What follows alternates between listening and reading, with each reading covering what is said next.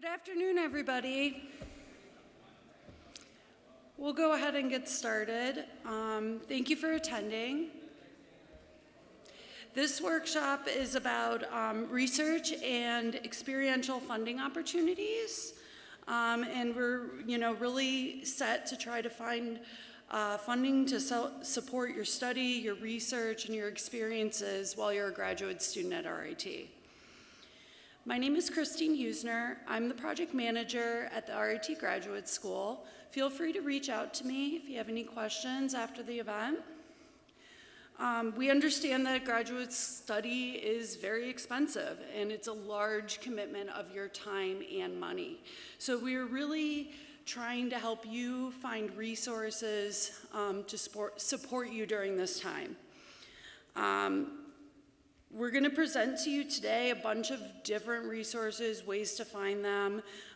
Some of them will be a fit for you, some of them may not be, but hopefully this will start to open your eyes to where you can start to look for that funding and get you started thinking and talking to your faculty, and all of us support people here at RIT to help you find the funding you need for your graduate study. At the end of the presentation, be sure to grab a USB drive on your way out. On there you will find links that are shown to you in these presentations today, along with a copy of the presentation. Okay, so let's get into it. This is who we have speaking to you today. First, we'll hear from Dr. Cece Alm, who will discuss the AWARE-AI NSF Research Traineeship Program. Next, we have Charles Bush from RIT's Sponsored Research Services. He'll show you the GrantForward database. After that, we have Jenny Sullivan, Director of Education Abroad and International Fellowships. She'll be telling you about global opportunities and international fellowship opportunities. Finally, I'll be filling in for Dr. Nate Cahill and tell you about the National Science Foundation Graduate Research Fellowship Program, and I'll also take you through some of the resources we have for you through the RIT Graduate School. Okay, I will invite up our first presenter.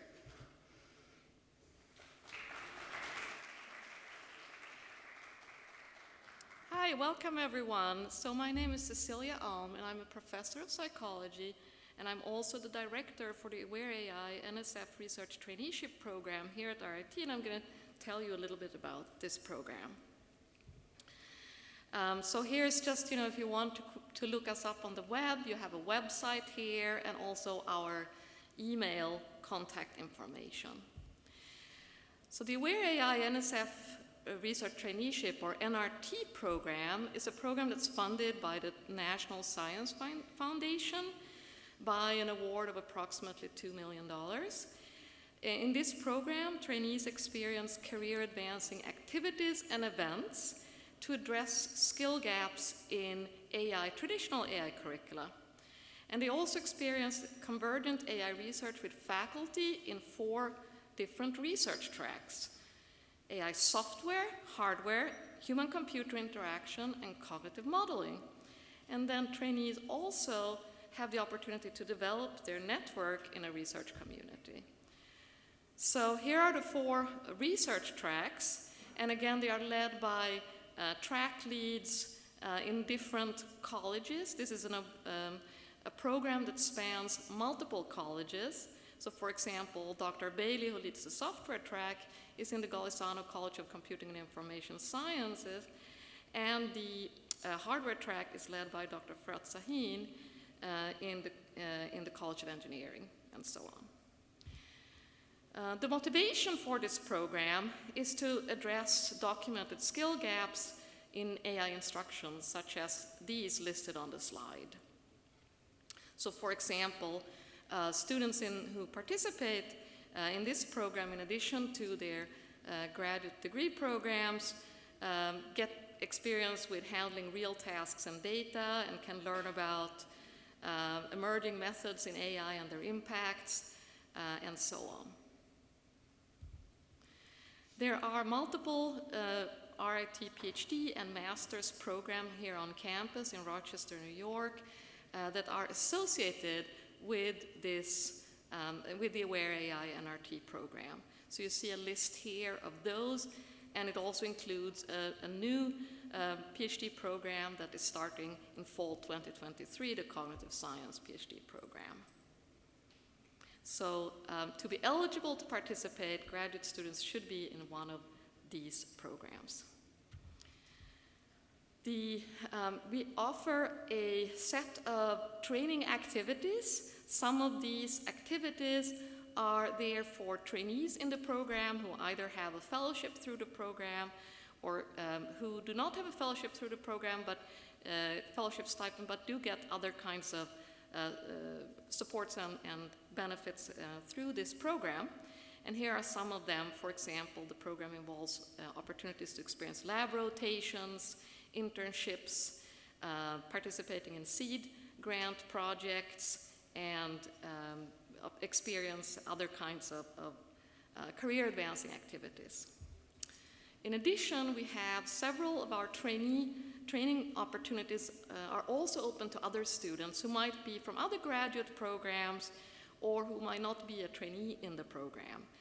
And here are some of those. They include, for example, a course taught through psychology on human factors in AI, mentor cafe, various kinds of workshops, hackathons, and so on. Here's just an example timeline of the activities that we're offering this fall. So you could see that some of these activities are trainee activities, and some of the activities that are open to graduate students in general at RIT. So for example, there are several workshops that are listed here, and this is just an example. Let me talk a little bit about the eligibility to apply to this program. So to apply to become a trainee, the applicant should be an RIT student that's associated with one of these 14 eligible or associated PhD and master's programs at RIT in Rochester, New York. And to be considered for a trainee position with a funded fellowship, the applicant must be a U.S. citizen, national, or permanent resident.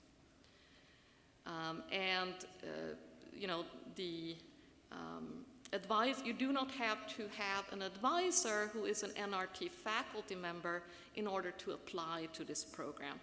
The advisor, if you have an advisor, you're a PhD student, for example, and you have an advisor, the advisor would write a letter to express the support for participation. We especially encourage women, deaf and hard of hearing students, and African American, Latin American, and Native American graduate students to apply to the AWARE-AI NRT program. There are many benefits, as seen on this slide, that all trainees receive, for example, travel support, career coaching, access to the training activities, and so on.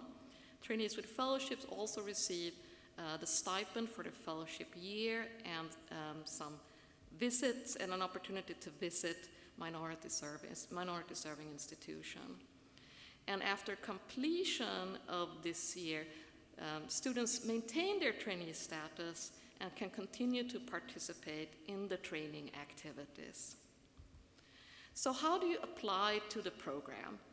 There is an application form on our website at rit.edu/NRTAI, and applications are due March 1st. You would complete the application form, upload a CV, a cover letter, including a letter of recommendation. If you have an advisor, the letter would come from the advisor. And that would be sent directly by the advisor or your recommender to the AWARE-AI NRT program, also by March 1st. We recommend students to apply prior to the second year graduate study, but students can apply also in other years of the graduate study. And as I said again, advisors indicate support for participation in their letter, but advisees can apply without the advisor being an NRT program affiliate. You can find us on Twitter, where we also announce our widely available training activities, such as the workshops, the mentoring cafe that I mentioned, and so on. There is an FAQ on our website.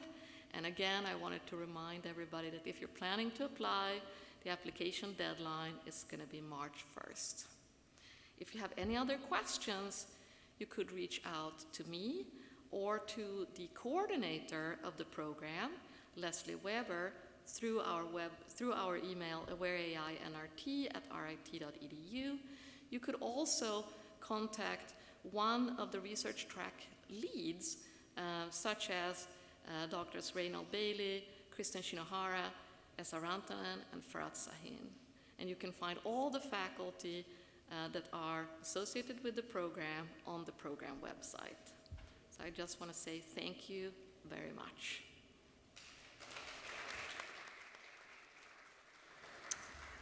And I'm happy to take, if there's one or two questions now, and otherwise feel free to reach out, email your questions to us if you have them. Wave your hand high.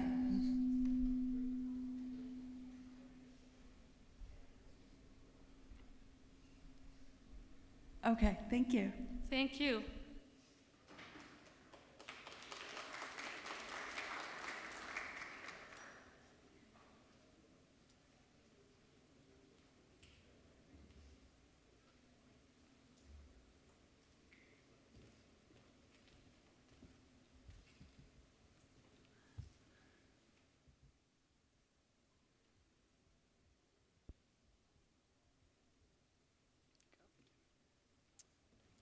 All right, well, hello everyone, and welcome to RIT. All right, so, apologies. Once again, I am now on the GrantForward.com website. Once again, that address is just GrantForward.com. So, to start, I'm going to show you how to create an account. And to do that, you just want to go to this sign up button right up here. So all you need to do is make sure you use your RIT email, because that will link it to our institutional account. And you can see once I've entered that, down here it links it to RIT. And then name, password, you can use the user type as student. And then we have all of the colleges in this unit field here, most of the departments as well. So if you can't find your department, you can just use your college. And then all you have to do is create my account. And since I already have an account, I'm just going to log in up here.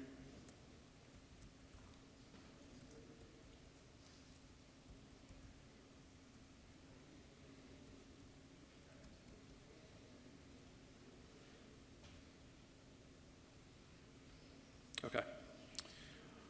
All right, so now I'm going to show you some of the searching features, and I'm just going to take to the main search page. So when you're working with GrantForward, there's a couple ways you can search. Really the simplest way is just to do a keyword search, and you've got the keyword box right here, and you can also, if you want to, you can add a couple keyword boxes. So for example, this one, if you want to exclude a phrase, you can use this box down here. But just to show the basics, I'm just going to do a quick search on that data science, which is that suggested search they have up there. So if you do a search in quotes, that will do like an exact phrase search. So you put in your keywords or quote, hit search, and it's going to bring up a number of results. So in this case, you can see it's 575. So each result, there's a brief snapshot on this main page, so you can see the award amount, the deadline, some basic eligibility information here, and some basic submission info here. And you can also click on it, and it'll take you to another page that has a little bit more information on that funding opportunity. So from here, you can go right to the program website or the opportunity website, And I always recommend that you do that because you're going to find more information right from the source than what GrantForward has. But this is a pretty good snapshot here. So you'll also have, again, your deadline information, your award amount, eligibility, very important, and then some more information down here. And these are the other results. If you don't want to go back to that prior page, you can see the more results here, so you can keep clicking on results here, or you can go back if you want to look at more.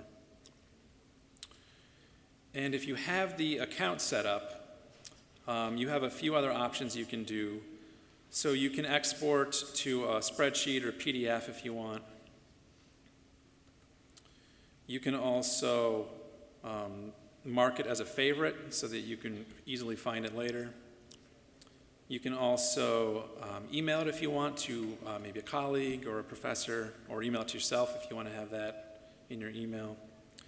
And you can also create tags. As I've done here, for example, I serve different colleges, so I have a few different tags for different disciplines.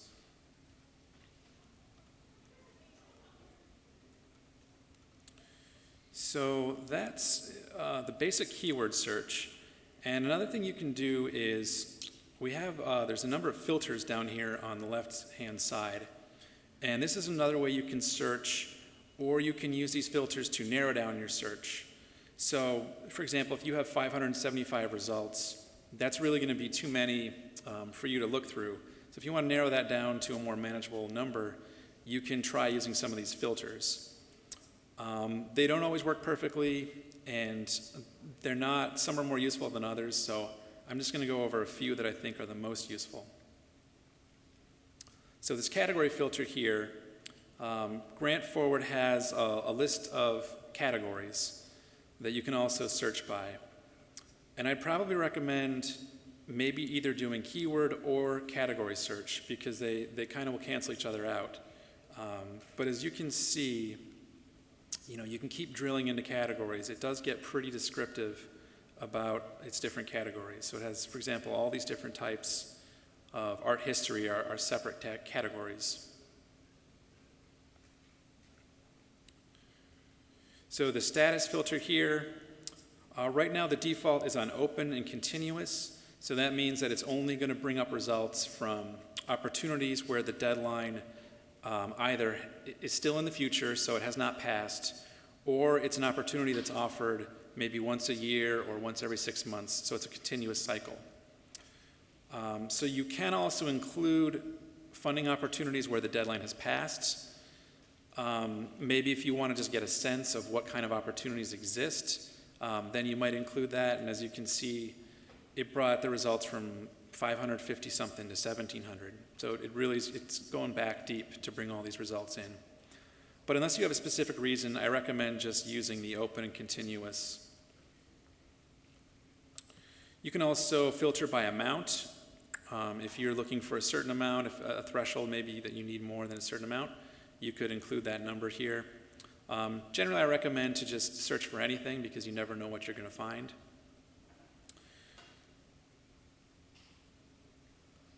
Okay, so this grant type filter is one that you might find useful. So it's got a number of different filters here of the type of activity that the funding would sponsor.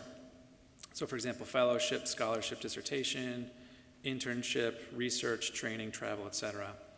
So you might find this useful depending on if you're looking for funding for fellowships. Maybe you're looking for funding for travel to a workshop. So you can use those filters. It's not always perfect. Sometimes things slip through that are not in that category, but it's pretty good.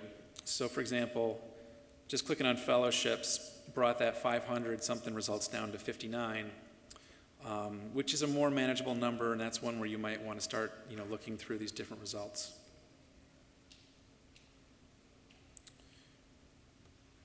And this applicant types is another one.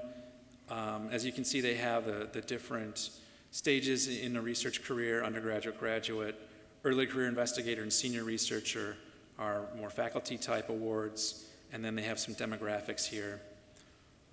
So you can try, just clicking the graduate filter, and that in theory will take out some of the other opportunities, although it's not always perfect.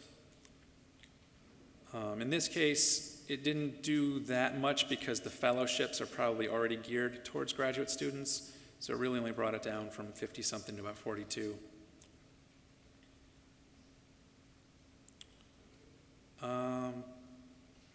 So I think those are the most useful filters. So really what I recommend, and one thing also I didn't get into because it's a little bit more time consuming, is that if you really find yourself using GrantForward a lot, you can build what's called a research profile. So that's a little bit more of a personalized profile for yourself that includes your research interests. And you can use that to try and meet other colleagues, either at RIT or colleagues across the GrantForward network, because it's based on your publications and your research interests and your educational background. But those are the basics of GrantForward. What I recommend if you're looking for funding opportunities, just start with a keyword search and just start kind of tailoring that, using your filters to see what kind of opportunities are coming up. When you find a few that you like, really make sure that you check those eligibility guidelines, because they are going to have some strict guidelines. Check the deadlines, make sure that you have enough time to put forth a good application. And then if you're not finding the kind of things you need, maybe tweak your keywords a little bit until you start getting results that are good for you. So I think we will have some questions at the end. So thank you and good luck.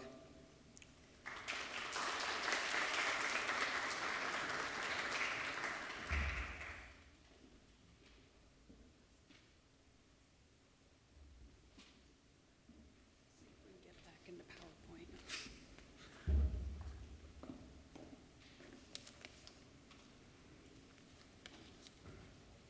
Oh, thank goodness.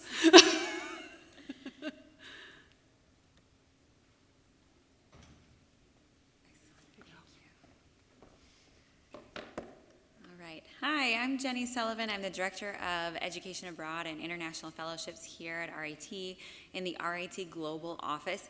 I'm going to speak to you specifically about opportunities and funding to help you go abroad.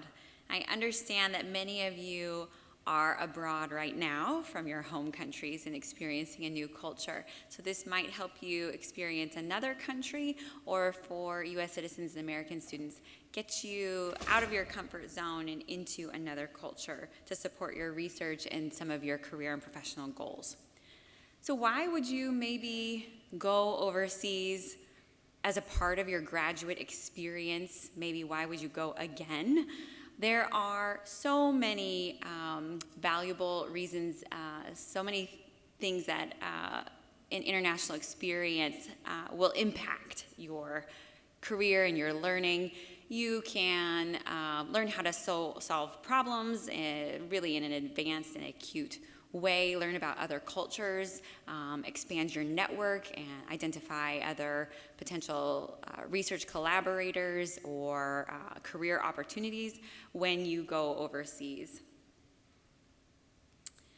So in general, the fellowships and scholarships and grant funding opportunities I support will help you to do a few different things abroad.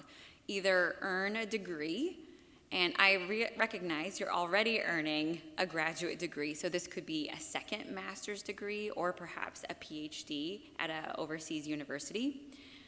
Could help you do some intensive language study, to do some professional development, maybe an internship type experience, maybe some, and then also to do research or arts projects abroad. It is somewhat difficult to find funding and overseas opportunities that allow you to go to another university and take a course that comes back and counts towards your RIT graduate degree program. That's not very common. So we would be looking for something that maybe some research that would supplement a capstone or thesis, that you're writing as a part of your master's degree here. Again, that intensive language study that's going to really help you create a unique niche and expertise for yourself, or earn a degree after this particular degree. You can search these at our website, fellowships.rit.edu. We are updating this right now and should have a brand new website in January, but it's still very useful right now. I will also mention one other thing that can be kind of a challenge is finding international opportunities for non-American citizens, but they do exist. So keep that in mind. So I'm going to highlight just a few programs you might have heard of that you could explore as opportunities. These are all, you will receive the links to these on your flash drive, so you could explore them some more. But to earn a master's degree or a PhD, you might consider the Rhodes Scholarship Program in Oxford, at Oxford University in England. Has anybody heard of that? It's a pretty prestigious award. The Marshall Scholarship similarly allows you to earn a graduate degree, master's or a PhD at any university in the UK. The Gates Cambridge is Cambridge University's version of the Rhodes Scholarship. And the Fulbright Fellowship, which allows you to study at many different countries. I'm going to spend a little bit of time today expanding on the Fulbright in particular because it's just one of the most flexible and has some of the most awards. So we'll talk about that in a minute. For master's degrees only, you might consider the Mitchell Scholarship, which allows you to go to any Irish university, or the Schwarzman Scholarship, which allows you to study, and I apologize, I'm not going to be able to pronounce this, Tsinghua University in China. For advanced intensive language study, there are 4 awards that I would encourage you to consider. The Boren Fellowships for graduate students to study languages that are critical languages that aren't commonly taught at colleges and universities. The Critical Language Scholarship, the Blakemore Freeman Fellowship to study Japanese, the Taiwan Ambassador Summer Scholarship Program to study Chinese. So in these programs will fund almost all of your expenses to spend usually a summer or a full semester in intensive language study. You do not necessarily need to have ever studied the language before. In a lot of cases, you can go as a complete newbie beginner and start studying some of these critical languages. There's also funding, as I mentioned, for professional development. A few of the awards I'd like to point out really quick for you are the CBYX for Young Professionals. This allows you to spend a year in Germany taking German language courses and doing an internship.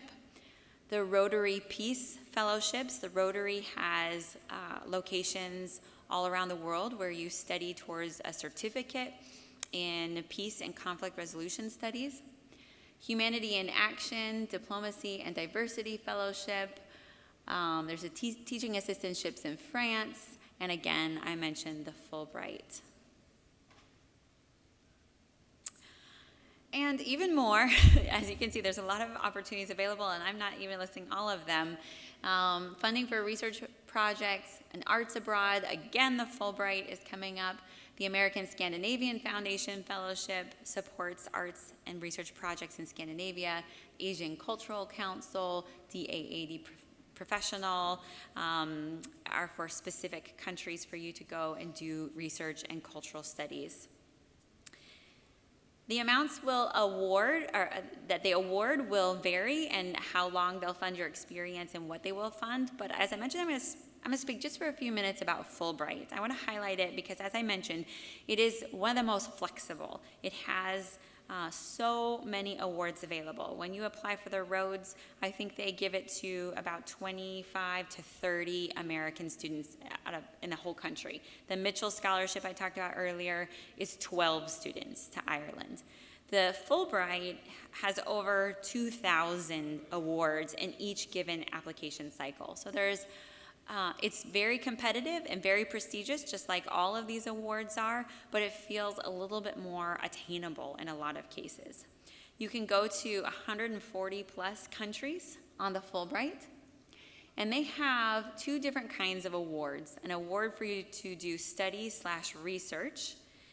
And this is where you can do an arts project, research, maybe take some courses at a local university, not towards a degree, or earning a master's degree or PhD. In some cases, there's almost 1,000 of these awards. Each award is about 8 to 10 months, so an academic year. And there's about 140 countries for that. The other opportunity is for the English teaching assistantship. This is where you would go to another country to help teach English language and U.S. culture in a classroom. And there's about 1,250 awards, also for an academic year in about 75 countries. So as I mentioned, for the Research Study Award, you could earn a master's degree or a PhD. You could join a research group in progress or design your own project and partner with a university abroad to deliver and conduct your project. Or you can do an arts project. For the English teaching assistantship, you are placed in a city. So you choose a country, but you don't get to choose the region or city that you would land in. And you could be in a classroom with young students, K through 12, all the way up to college-age students. You would actually only be working about 20 hours a week in the classroom. And on the side, because you're only working 20 hours a week, you're expected to do a culturally immersive project while you're there, whether it's running a club after school or doing volunteer work or taking language classes or all those kinds of things. You do not necessarily need to have teaching credentials. The more experience you have teaching or mentoring, the better. That's preferred. Oftentimes there are no language requirements for these because the students are learning English and they prefer oftentimes native English speakers. To be eligible for the Fulbright, you do have to be a U.S. citizen. You must have your bachelor's degree by the start of the grant. You cannot have your doctorate at the time of application, and you must meet other country-specific requirements like language, etc. If you were to apply for and win a Fulbright, you would get several benefits. Your federal student loans would be deferred. Your round-trip airfare to the country is covered. You would receive a monthly stipend that would cover all of your living expenses, local transportation, food, housing, living, etc., and health insurance. You could also potentially receive support for dependents, a research allowance depending on your project, maybe tuition if you're attending university, language lessons, cultural enhancement activity, funding for enhancement activities, and also perhaps disability-related accommodations. So my role is to support you as you're looking for funding for overseas experiences, or if you're looking for overseas experiences that will enhance your graduate education here at RIT. So you can email me or schedule an appointment with me, and we can look through the opportunities that I know of, our database, our website. I can help you with GrantForward, which is an amazing tool to help you find other international experiences.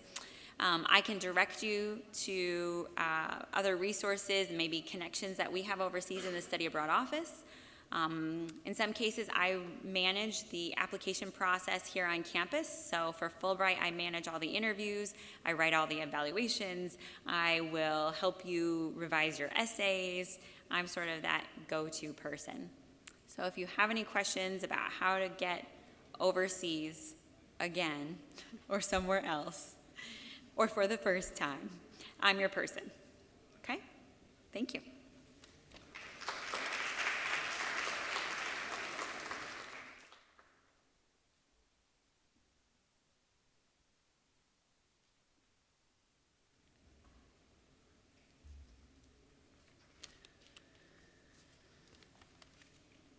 Thank you, Jenny.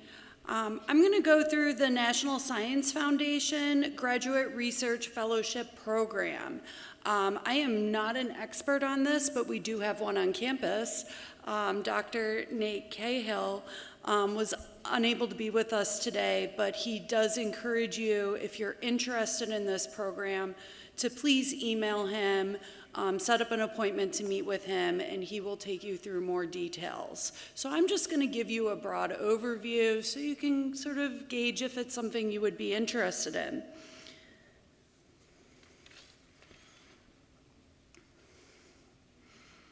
Okay, so this fellowship is really considered very prestigious and competitive. The reason we want to make sure we sort of point out a lot of these opportunities to you is a lot of these fellowship programs have early deadlines. So if anything has sort of triggered your interest today, it's best to really start talking to your faculty or any of us today here to help assist you in getting going on these applications. The application deadline for this program is in October. There are some eligibility requirements that they're pretty specific about. So this is a program for research-based graduate students in master's or doctoral programs. You must be a U.S. citizen or national. I know it keeps coming up in a lot of these, but you will find opportunities for our international students. They are out there, and you will find some of those resources on GrantForward and on our websites. So this is looking at particular programs of study in STEM fields.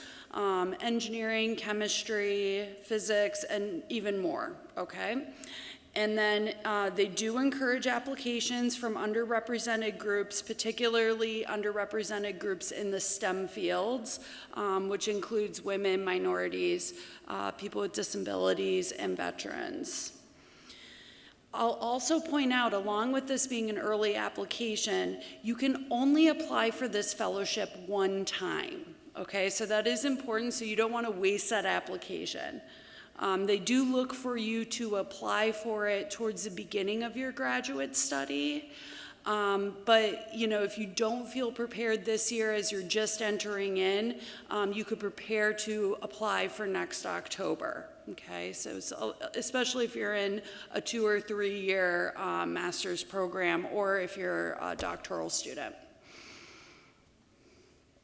Okay, this is just a little infographic on the program, and so it is an annual stipend. The good news is that this is out of date, and the annual stipend is actually $37,000 now. So I looked that up. So that did go up with inflation, so that's good. You can see a little bit more about some of the majors, programs of study that they're looking for students in. They do sort of stagger the application deadlines by program, but they all do fall in October. Now, if you go to their website, which you can, right at the bottom there, okay, there's a lot of information on there about eligibility, the application process, things like that. So go to the website, check it out, and then definitely talk to your program director, your advisor, and Nate Cahill. Okay, so this is the website again, and contact information for you to check out. And you'll, as you exit, a reminder, just grab a USB, and all of this is on there for you, okay? No, we're giving you a lot of websites, and don't worry about writing them down. Let me just take you through a few resources we have for you at the RIT Graduate School to help you with your funding search. Okay, so one thing that we do offer RIT graduate students is the research and creativity funding. This is awarded through our graduate school, okay? So we're the ones awarding it. It's local money. This is open to international students, all right?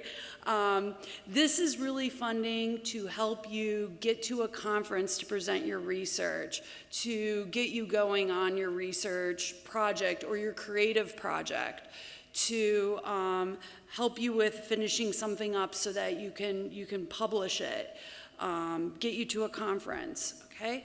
Our awards are generally up to $500. We try to award as many graduate students as we can. So if you have something that you're wrapping up, you're ready to go present it, and you're like, how do I get to that conference? You can apply for funding through our office. So if you go to our website, you'll find a link there to the research and creativity reimbursements. I'll just point out, you know, we're not just sending you to a conference to attend, so we want you to actually be showing your work, okay? And it can be at any stage of completion, right? You don't have to wait till you've finished your thesis or your project to actually go and take advantage of this.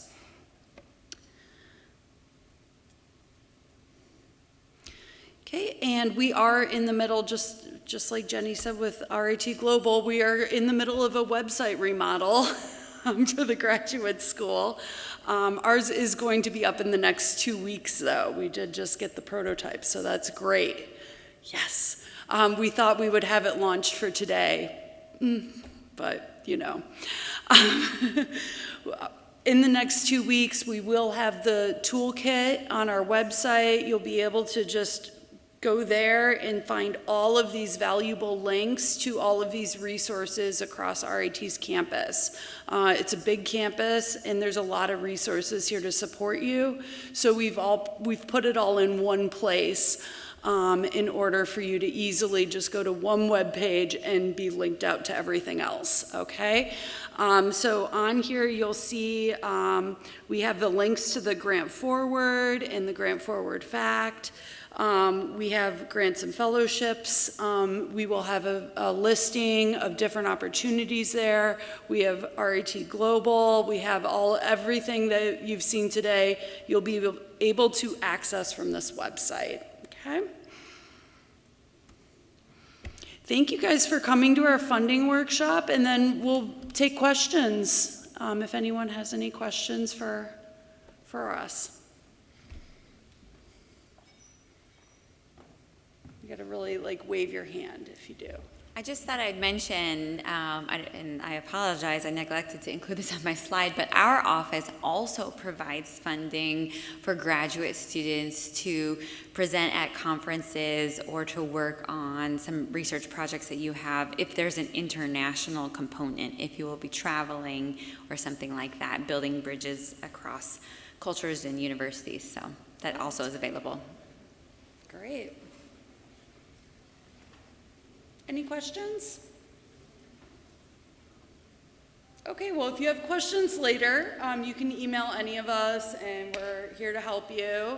And hopefully we'll see you later at our graduate reception at 5 o'clock at the, where are we? University Gallery. Thank you.